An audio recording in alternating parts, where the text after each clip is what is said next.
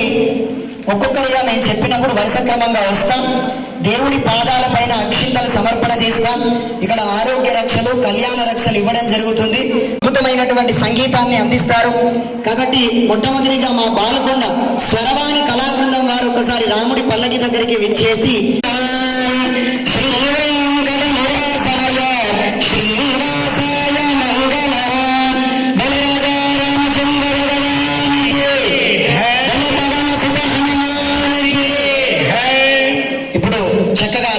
Sundara నందముకుంద Harinarayana Hari Hari Sundara నందముకుంద